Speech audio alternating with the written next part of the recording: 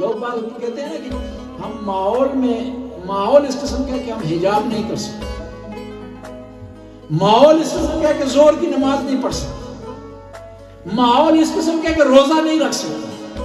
نہیں، وہ مسلمان ہی نہیں ہے جو ماحول سے متاثر ہو کر اپنی عبادت کو چھوڑ دے، اپنے دین و احکام کو چھوڑ دے، اپنی شریعت کو چھوڑ دے۔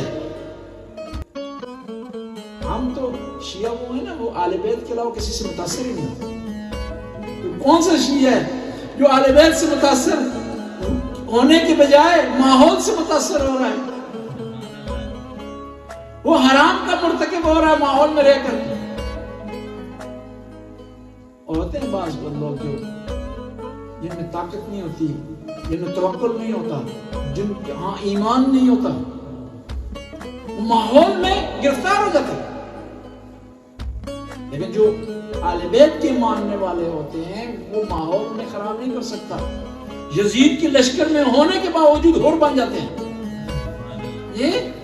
یہ امام حسین کے ساتھ نہیں رہا، اور کس کے لشکر میں تھا؟ یزید کے، لیکن ماحول سے متاثر نہیں ہوا۔